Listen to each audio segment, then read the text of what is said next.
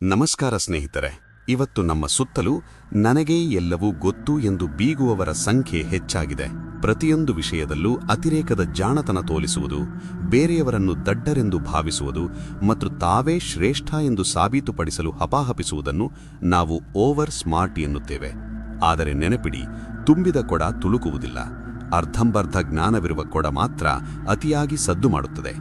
ಗೌತಮ ಬುದ್ಧ ಅಂದೊಂದು ಮಾತು ಹೇಳಿದ್ದರು, ಯಾರು ತಾನು ಜ್ಞಾನಿ ಎಂದು ಭಾವಿಸುತ್ತಾನೋ ಅವನು ಅತಿ ದೊಡ್ಡ ಮೂರ್ಖ.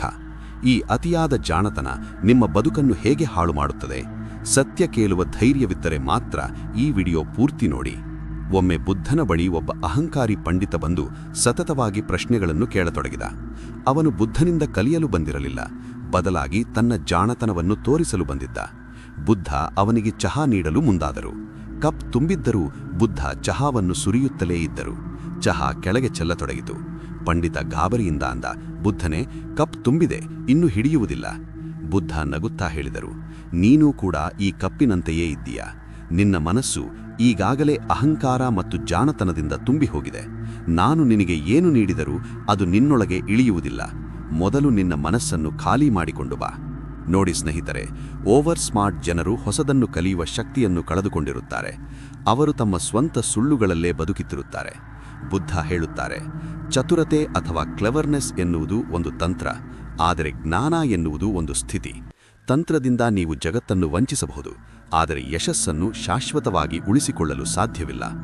ಇವತ್ತು ನಮ್ಮ ಆಫೀಸಿರಲಿ ಅಥವಾ ಮನೆ ಇರಲಿ, ಅತಿಯಾದ ಜಾಣತನ ತೋರಿಸಿ ಶಾರ್ಟ್ಕಟ್ ಹುಡುಕುವವರೇ ಹೆಚ್ಚು. ಆದರೆ ಅತಿಯಾದ ಜಾಣತನ ತೋರಿಸುವವರು ಅಂತಿಮವಾಗಿ ಏಕಾಂಗಿಗಳಾಗುತ್ತಾರೆ. ಯಾಕೆಂದರೆ ಅಂಥವರನ್ನು ಯಾರೂ ನಂಬುವುದಿಲ್ಲ. ಬುದ್ಧನ ಪ್ರಕಾರ ನಮ್ರತೆಯಿಲ್ಲದ ಜ್ಞಾನವು ವಿಷಕ್ಕೆ ಸಮಾನ. ಓವರ್ ಸ್ಮಾರ್ಟ್ ಜನರು ಬೇರೆಯವರನ್ನು ಬಳಸಿಕೊಳ್ಳಲು ಪ್ರಯತ್ನಿಸುತ್ತಾರೆ, ಆದರೆ ಅಂತಿಮವಾಗಿ ಅವರೇ ತಮ್ಮ ಜಾಲದಲ್ಲಿ ಸಿಲುಕಿಕೊಳ್ಳುತ್ತಾರೆ. ಜೀವನವು ಚದುರಂಗದಾಟವಲ್ಲ. ಇಲ್ಲಿ ಪ್ರೀತಿ ಮತ್ತು ಪ್ರಾಮಾಣಿಕತೆ ಮುಖ್ಯ. ನೀವು ಎಷ್ಟು ಬುದ್ಧಿವಂತರು ಎನ್ನುವುದಕ್ಕಿಂತ ಆ ಬುದ್ಧಿವಂತಿಕೆಯನ್ನು ಎಷ್ಟು ವಿನಯದಿಂದ ಬಳಸುತ್ತೀರಿ ಎನ್ನುವುದು ನಿಮ್ಮ ವ್ಯಕ್ತಿತ್ವವನ್ನು ನಿರ್ಧರಿಸುತ್ತವೆ. ನೆನಪಿಡಿ, ಅತಿಯಾದ ಜಾಣತನದಿಂದ ನೀವು ವಾದವನ್ನು ಗೆಲ್ಲಬಹುದು, ಆದರೆ ಹೃದಯವನ್ನಲ್ಲ. ಈ ಕಟು ಸತ್ಯವನ್ನು ಅರಗಿಸಿಕೊಳ್ಳಿ. ಜಾಣತನವಿರಲಿ, ಆದರೆ ಅದು ಅತಿರೇಕಕ್ಕೆ ಹೋಗದಿರಲಿ. ಕಲಿಯುವ ಹಸಿವು ಯಾವಾಗಲೂ ನಿಮ್ಮಲ್ಲಿರಲಿ. ಬುದ್ಧನ ಈ ನೇರವಾದ ಮಾತುಗಳು ನಿಮ್ಮಲ್ಲಿರುವ ಅಹಂಕಾರವನ್ನು ದೂರ ಮಾಡಿದ್ದರೆ ಇಂದಿನಿಂದಲೇ ವಿನಯವಂತರಾಗಿ ಬದುಕಲು ಶುರು ಮಾಡಿ. ನಿಮ್ಮ ಸುತ್ತಲೂ ಇಂತಹ ಓವರ್ ಸ್ಮಾರ್ಟ್ ವ್ಯಕ್ತಿಗಳಿದ್ದಾರಾ? ಅವರ ಜೊತೆ ನಿಮ್ಮ ಅನುಭವ ಹೇಗಿತ್ತು? ಕಾಮೆಂಟ್ ಮಾಡಿ ತಿಳಿಸಿ.